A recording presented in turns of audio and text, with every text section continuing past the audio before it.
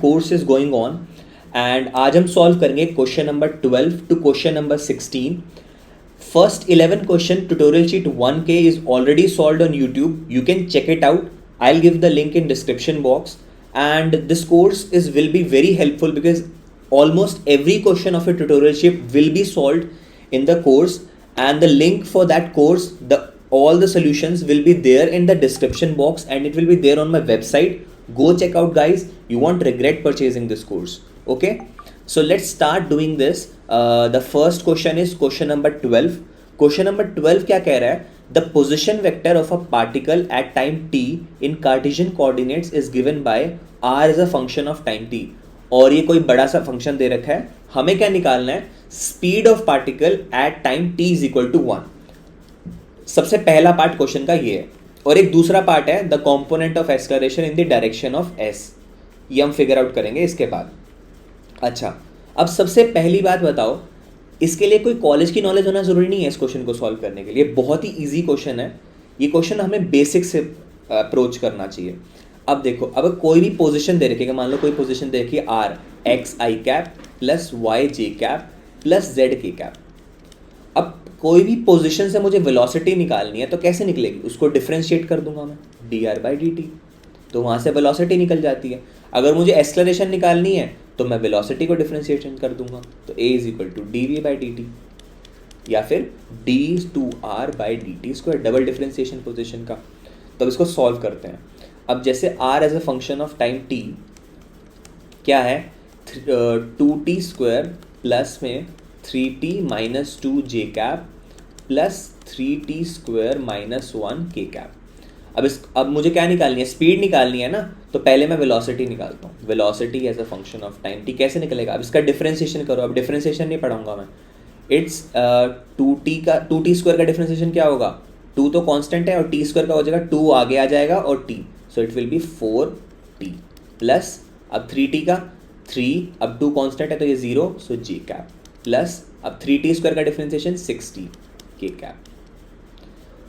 तो अब इन्होंने क्या बोला है कि मुझे स्पीड निकालनी है at t is equal to 1. अब t की वैल्यू 1 डाल दो, v at t is equal to 1 क्या आ जाएगा? 4 आई कैप, यहाँ पे आई कैप आएगा, plus 3 j cap plus 6 k cap. Got it? अब मुझे स्पीड निकालनी है. अब ये तो वेलोसिटी थी, क्योंकि इसमें देखो डायरेक्शंस थी ना, तो ये वेलोसिटी थी. अब स्पीड कैसे निकलेगी? Magnitude of velocity, so it will be under root of 4 square plus 3 square plus 6 square, so it will be magnitude of velocity is speed. निकल गई? चलो, अब पहला पार्ट हमारा सॉल्व हो गया. इसका आंसर आएगा अंडर रूट ऑफ 61 मीटर पर सेकेंड. अब दूसरा पार्ट ये कह रहा है the component of its acceleration in the direction of this. अभी बहुत ही इंपॉर्टेंट चीज़ है. अब सबसे पहले हम एक्सेलरेशन निकालते हैं. क्या होगा? एक्सेलरेशन क्या होगा? इस वेलोसिटी को दोबारा डिफरेंशिएशन कर दो. एक्सेलरेशन एट एक्सेलरेशन का क्या होगा? वेलोसिटी के फंक्शन को डिफरेंशिएट करना है. t इक्वल टू 1 पे नहीं पूछा उसने, क्योंकि अगर t इक्वल टू 1 पे पूछा होगा तो वहाँ पे तो वेलोसिटी कांस्टेंट है ना, तो ये तो अब 0 हो जाएगा अगर इसका डिफरेंशिएशन करेंगे. तो एक्सेलरेशन क्या होगा? Acceleration is equal to d v by d t. Velocity का फंक्शन था हमारे पास, v as a function of time t था, 4t i cap plus 3 j cap plus 6t k cap. अब इसका एक्सेलरेशन निकलेगा 4 आई कैप, 3 कांस्टेंट है तो 0 प्लस 6 के कैप.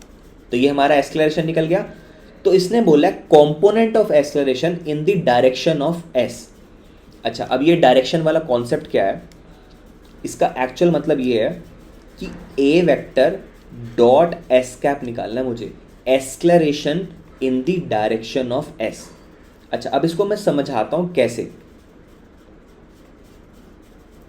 अगर मान लो मेरे पास कोई एक्सेलरेशन है a इज इक्वल टू, मान लो कोई भी फंक्शन है x, मान लो x is equal to 3 i cap plus 2 j cap. अब कोई इंसान बोलता है मुझे ना component of component in the direction of x निकालना. अगर कोई बोलता है, अगर मान लो मेरे पास वेक्टर v है, मान लो v वेक्टर है, x बोलूँगा कंफ्यूज हो जाओगे. तो अगर मान लो v वेक्टर है और मुझे कोई इंसान बोलता है कि भैया component in the direction of x निकालो, what is the component in the direction of x? तो आप सब बोलोगे ये तो साफ साफ दिख रहा है, इट इज़ 3. बट ये आया कैसे होगा? किसी ने सोचा ये कैसे आया होगा कि मैंने v vector dot x cap किया। अब ध्यान से देखो, वी वेक्टर क्या है, 3i cap plus 2j cap, इसका डॉट प्रोडक्ट करा एक्स कैप के साथ। एक्स कैप एक यूनिट वेक्टर है यानी कि आई कैप कर दो, क्योंकि एक्स कैप की डायरेक्शन में पूछ रहा हूँ ना, तो आई कैप। अगर मैंने इसका डॉट प्रोडक्ट करा तो आई डॉट आई 1 हो गया, सो यहाँ पे आंसर आ जाएगा 3, और जे डॉट आई 0 हो गया। तो अगर मैं किसी को बोलूँ कि मुझे इसका कॉम्पोनेंट निकालो इन द डायरेक्शन ऑफ y, सो क्या आएगा, 2 आएगा। तो तुमने क्या करा एक्चुअल में, इन बैक प्रोसेस में क्या करा कि v vector dot J cap. तो ऐसे ही इसने बोला, क्वेश्चन ने बोला कि what is the component of acceleration in the direction of s, तो तुम क्या करोगे, a vector dot s cap, a vector dot s cap करोगे। जो आंसर आएगा मैं निकाल के भी दिखा देता हूँ, 4i cap plus 6k cap dot product करो s कैप के साथ। s cap is i cap plus 2j cap plus k cap, i cap plus 2j cap plus k cap, बस सिंपल। सो i कैप से i cap, so 4 6 plus 6, so it will B 10। Got it. 13, and I am very sure question number 13 देख के एक बार थोड़ा अजीब लगा होगा, because ये इतना कॉम्प्लेक्स इक्वेशन क्या लिखी हुई है आप सबको लग रहा होगा, but don't worry guys, it's just थोड़ा सा मिटिकुलसली इस क्वेश्चन को देखोगे तो ये क्वेश्चन बहुत आसान लगेगा। इट्स जस्ट मैथमेटिक्स, फिजिक्स इसमें बहुत कम है ऑनेस्टली। तो प्लेन पोलर कोऑर्डिनेट्स को मैंने पढ़ाया है अपनी प्रीवियस वीडियो में, एक बार चेकआउट कर लेना वो भी। मैं थोड़ा सा ब्रीफ में बता देता हूँ प्लेन पोलर कोऑर्डिनेट क्या होता है। यहाँ पर एक पॉइंट P होता है जिसमें R और थीटा हमें पैरामीटर गिवन होते हैं, हम ये सब निकाल सकते हैं, ये सब ढंग से पढ़ाया है, इसको देख लेना।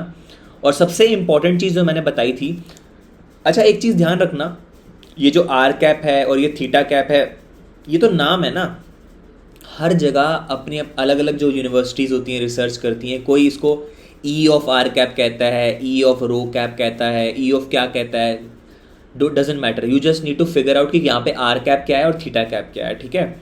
और ये जो मैंने बोला था, मैंने वीडियो में बोला था कि ये चीज़ लर्न होना बहुत इंपॉर्टेंट है। क्या, ई ऑफ आर कैप जो होता है cos theta i cap plus sine theta j cap, e of theta cap is minus sine theta i cap plus cos theta j cap.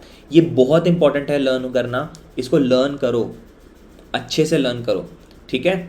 और इससे मैंने एक चीज़ डिराइव भी करी है, ये हम बाद में पढ़ेंगे, इसको हम अच्छे से समझेंगे, ये क्वेश्चन में आएगा शायद। तो यहाँ तक जिसको लर्न है ना, वो इस क्वेश्चन को फिगर आउट कर लेगा, कोई बड़ी बात नहीं है। तो इस क्वेश्चन को चलो देखते हैं। क्वेश्चन ये कह रहा है, the position of particle in plane polar coordinate is given by, क्या है कि r as a function of time t is equal to rho of t e rho cap. अब ये कोई बोलेगा ई रो कैप, तो हमने पहली बार देखा है, ई रो कैप नहीं है, ये आर कैप ही है, ये और कुछ नहीं है, ई ऑफ आर कैप ही है, या इसको ये बोल दो या ये बोल दो, ई ऑफ रो कैप बोल दो, एक ही बात है। यानी कि ई ऑफ रो कैप है क्या, एक्चुअल में ई ऑफ रो कैप क्या है, cos theta i cap plus sine theta j cap, क्योंकि जो हमने आर कैप पढ़ा वही तो ई ऑफ रो कैप ही है। तो बस अगर क्वेश्चन में कोई ई की फॉर्म में आ जाए, कोई कुछ की फॉर्म, और मुझे कैसे पता कि आर कैप ही है, क्योंकि आर का फंक्शन के साथ उसका जो मतलब, अगर मैं लिखता हूँ x is equal to 3 i cap लिखता हूँ ना, आई कैप का मतलब क्या होता है, एक्स की डायरेक्शन में, कोई लिखते हैं 3 ऑफ एक्स कैप, तो अलग अलग कन्वेंशन है ना। तो यहाँ पे आर ऑफ टी का ये आर कैप ही है, ठीक है। तो आर ऑफ टी हमें दे रखा है, तो हमें क्या निकालना है, वेलोसिटी निकालनी है और एक्सेलरेशन निकालनी है। वेलोसिटी कैसे निकलेगी, velocity as a function of time t, इसका डेरिवेटिव कर दो d r t by d t, इसका डिफ्रेंसिएशन करोगे तो क्या आ जाएगा। अच्छा एक चीज़ थोड़ी सी ध्यान रखना, क्योंकि इसमें ना मैथमेटिक्स बहुत ज़्यादा होगी, तो अगर मैथमेटिक्स बहुत ज़्यादा होगी तो मैं थोड़ा सा ना डॉट यूज़ करूँगा। अगर मान लो देखो v को मैं क्या लिखता हूँ, D R by d T, ये सबको पता है। मैं इसको ऐसे भी लिख सकता हूँ आर डॉट, क्योंकि बहुत बड़े बड़े एक्सप्रेशन बनेंगे तो हर जगह डी डी लिखना ना थोड़ा सा कंफ्यूजिंग हो जाएगा, तो मैं आर डॉट लिखूंगा, इसका मतलब यही है कि d of r by d t. अगर मैं आर डबल डॉट लिख रहा हूँ, इसका मतलब है d two r by d t square, ठीक है।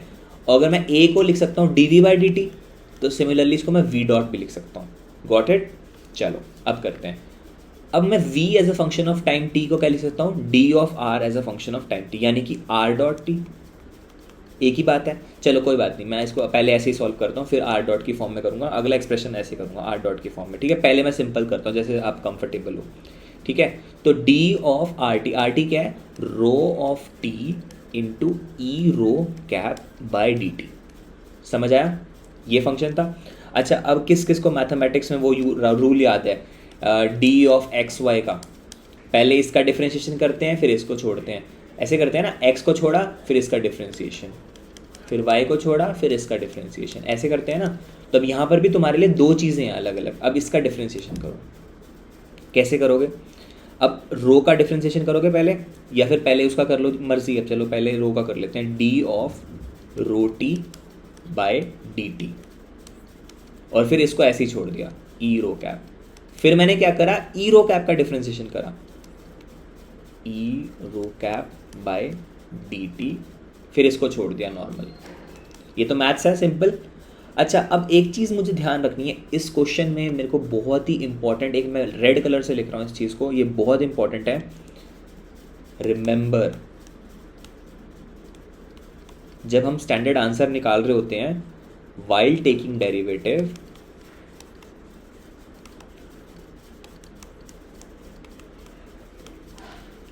the unit vector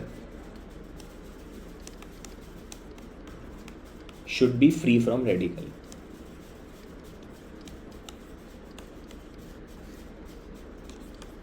अब रेडिकल का क्या मतलब है ये तो बताओ सर। अब रेडिकल का मतलब ये है कि मतलब अगर इसके जो यूनिट वेक्टर ना, ये ई रो कैप यूनिट वेक्टर था, तो इसके ऊपर कैप था, इसके ऊपर डिफरेंशिएशन नहीं आना चाहिए, इसको मुझे कन्वर्ट करना पड़ेगा। अब कैसे कन्वर्ट करना पड़ेगा ये मैं सिखाता हूँ। देखो, अब मैंने इसको उसी फॉर्म में लिख लेता हूँ, डॉट की फॉर्म में, क्योंकि वो डॉट वाला ना थोड़ा ईजी पड़ जाता है रिप्रेजेंटेशन। तो क्या हो जाएगा, rho dot e rho cap plus e rho cap के ऊपर डॉट है ना, क्योंकि डिफरेंशिएशन है, टू रो टी। अब मैंने, मेरा रूल क्या कह रहा है, रूल ये कह रहा है कि कभी भी जो यूनिट वेक्टर है इसके ऊपर डिफरेंशिएशन नहीं आना चाहिए जी, इसको बदलना पड़ेगा हमें। कैसे बदलेंगे हम? अच्छा, अब ई रो को, ई रो कैप को मैं क्या लिख सकता हूँ, मैंने नोट्स में लिखवाया था, इसको मैं लिख सकता हूँ cos theta i cap plus sine theta j cap. ठीक है, तो इसको मैं लिख सकता हूँ cos theta i cap plus sine theta j cap. Similarly मैं, अच्छा इसको ये लिख सकते हैं ना, तो अब ई रो कैप को इसे ये लिख सकता हूँ। तो अब इसका डिफरेंशिएशन करो, इसका डिफरेंशिएशन आ जाएगा सॉल्व करके, कॉस थीटा का होता है minus sine theta, so minus sine theta.